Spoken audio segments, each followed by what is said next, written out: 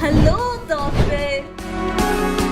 Doctor साहब से अब होगी डायरेक्ट मुलाकात, करेंगे बेधड़क बात। जरूर जी नमस्कार। आज हम बात करेंगे एक घटिया बात के बारे में जो जोड़ों की एक बहुत ही इम्पोर्टेंट बीमारी आजकल बन चुकी है। आजकल हर घर में आपको हर एक सदस्य गठिया बात से ग्रसित नज़र आ जाएगा।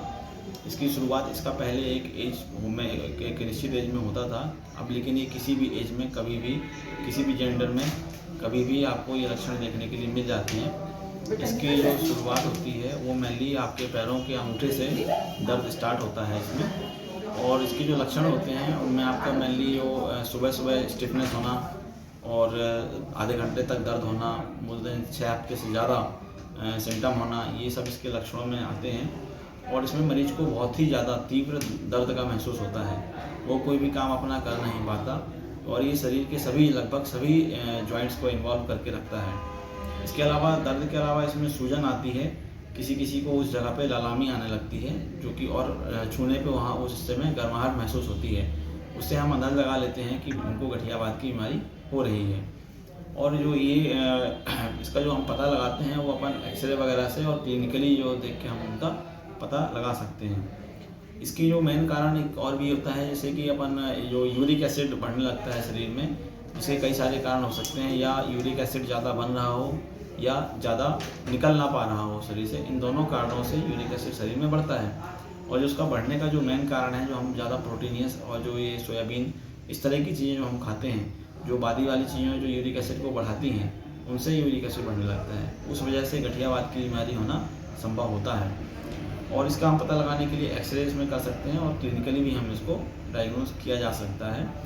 और इसके इलाज के लिए सबसे पहले हमको क्या करना होता है कि इन सब चीज़ों से जिनसे यूरिक एसिड बढ़ रहा है, उन सब चीज़ों को हम खाना कम कर दें। बादी का सामान जो हम खाते हैं उनको खाना धीरे धीरे बंद कर दें या कम कर दें, उनसे हमको जो है आराम लगना तुरंत चालू हो जाता है। इसके अलावा अगर अपने आपके जॉइंट्स में सूजन है, दर्द है, तो आप इसमें बर्फ़ की सिकाई वगैरह भी स्टार्टिंग में अपने घरेलू उपाय में कर सकते हैं। और इसके अलावा फिर आप दवाइयों की तरफ जाएंगे। ऐसे जब दर्द ज़्यादा बढ़ जाता है तो हमको कुछ ऐसी दवाइयाँ देनी पड़ती है जिसमें आपका यूरिक एसिड कम हो या फिर उसका एक्सक्रीशन बढ़ जाए। उसमें हम बहुत सारी एंटी इन्फ्लेमेटरी जो कि सूजन को कम करती हैं, वो सब दवाइयाँ मरीजों को शुरू करते हैं। उन सब दवाइयों के इफेक्ट आने का अगर उनसे आराम लग जाता है तो बहुत अच्छा है, अगर नहीं लगता है तो कई बार जो बीमारियाँ होती हैं गठियावात की, जो मैंने बहुत सारे कॉमनली देखी हुई हैं कि घुटने में जो घुटना पूरा का पूरा आपका जॉइंट पूरा चिपक जाता है, जिसको हम आम भाषा में बोलते हैं कि ग्रीस कम हो गया है।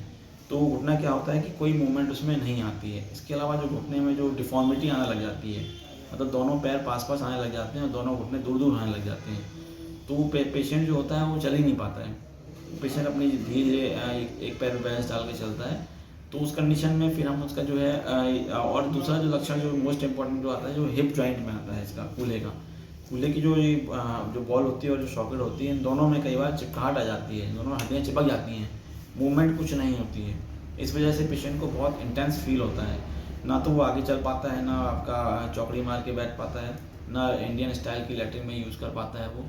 तो बहुत ही ज़्यादा दर्द से कराता रहता है पेशेंट। इस कंडीशन में अगर हम मान लीजिए एंटी इन्फ्लेमेटरी देते हैं और उसको आराम नहीं मिलता है, तो हम उसको फिर और भी कई सारी दवाइयाँ, जैसे कि हम उसमें फिर ऑपरेशन की तरफ जाते हैं। उन मरीजों को ऑपरेशन की ज़रूरत पड़ती है और हमारे काफ़ी सारे पेशेंट्स हैं जिनको हमने ऑपरेट किया और वो काफ़ी आराम है। तो इनका जो अल्टीमेटली हम ये चाहते हैं कि पेशेंट इस अवस्था तक पहुँचे ही ना कि उसका ऑपरेशन करना पड़े। तो आपको अभी से अपने खान पान और अपने दैनिक जीवन में अपना व्यायाम करें। सुबह अपना सूर्य नमस्कार या एक्सरसाइज वगैरह कर सकते हैं। जो बादी वाली चीज़ें हैं उनको हम स्टार्टिंग से ही कम खाना चालू कर दें।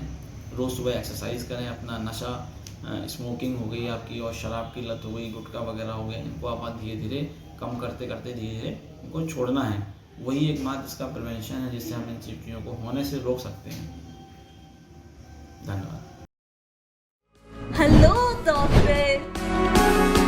डॉक्टर साहब से अब होगी डायरेक्ट मुलाकात, करेंगे बेधड़क बात।